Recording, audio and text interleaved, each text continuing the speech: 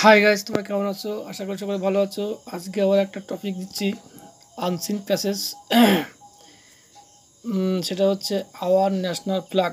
ঠিক আছে, আমাদের জাতীয় পতাকা, এর অর্থ হচ্ছে এটা। এই প্যারাগ্রাফটাকে আমি ইংলিশ থেকে বাংলায় সম্পূর্ণ অনুবাদ করে দেবো, অবশ্যই তোমরা দেখো। আর আমি প্রতিদিনই প্রায় দিচ্ছি প্যারাগ্রাফগুলো ইংলিশ থেকে বাংলায় কীভাবে করতে হয় তোমাদেরকে সম্পূর্ণ শেখাবো। আর নতুন নতুন ওয়ার্ড তোমরা অবশ্যই পাবে, সেই ওয়ার্ডগুলো অবশ্যই তোমরা মুখস্থ রাখবে। ঠিক আছে, কারণ তোমরা যত প্যাসেজ পড়বে তত দেখবা ওয়ার্ডের একটা ধারণা জেগে যাবে এবং সেগুলো মনে রাখা ধান্দা পারবো। ঠিক আছে, তোমাদের এসে প্যারাগ্রাফ লিখতে গিয়ে তোমাদের সুবিধা হবে। দেখো, আর এই প্যারাগ্রাফটা দেখো অনেক পরীক্ষায় আসে। হ্যাঁ, তোমরা জানো, এবং প্রত্যেকটা ক্লাসেই একটা গুরুত্বপূর্ণ এটা একটা বিষয়। দেখো, এটা আমি পুঙ্খানুপুঙ্খ অনুবাদ করে দিচ্ছি। দেখো, আমাদের এখানে জাতীয় পতাকা আছে। হ্যাঁ, দেখো, এবং বিভিন্ন দেশেই দেখো জাতীয় পতাকা থাকে। হ্যাঁ, দেখো, আমরা আমাদের পতাকা সম্বন্ধে একটু আলোচনা করি। দেখো, the name of our country is India. আমাদের দেশের নাম ভারত। দেখো, India is free nation. Bharat হচ্ছে স্বাধীন দেশ। হ্যাঁ, we have a national flag. আমাদের একটা জাতীয় পতাকা আছে। দেখো, it is rectangular in shape. আকৃতি কী হচ্ছে? আয়তকার। হ্যাঁ, দেখো দেখো আকৃতি কীরকম, দেখো আয়তকার লাগছে না? দেখো, দেখো দৈর্ঘ্য প্রস্থ, এটা হচ্ছে দৈর্ঘ্য, এটাও দৈর্ঘ্য। দেখো, হ্যাঁ, এটা প্রস্থ আর এটা প্রস্থ। দেখো, হ্যাঁ, এটা আয়তকার শেপের আছে।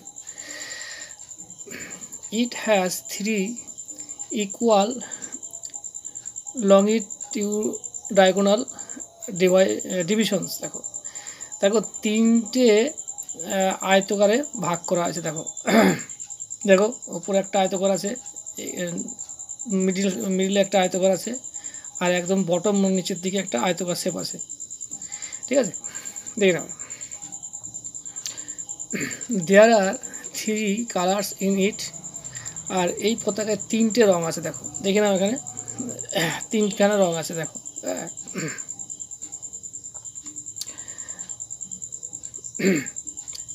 The upper section is saffron. উপরে হচ্ছে তোমার হচ্ছে স্যাফরন মানে গৈরিক রং আছে।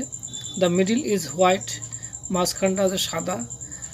And the lower portion is green. একদম নিচের ভাগটা হচ্ছে কি সবুজ আছে। দেখো, যদিও এখানে তোমার অন্যরকম কালার করা আছে, কিন্তু নিচেরটা কিন্তু সবুজ রঙের আছে। হ্যাঁ,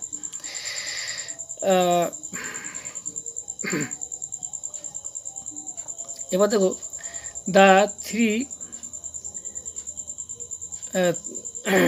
কালার্স ব্রিং 3 ডিফারেন্ট মিনিংস। এই 3টে রঙের কিন্তু 3টে রকম অর্থ আছে। দেখো, হ্যাঁ, স্যাফরন স্ট্যান্ড ফর স্যাক্রিফাইস, গৈরিক রঙটা হচ্ছে ত্যাগের প্রতীক। হ্যাঁ, white for peace and truth.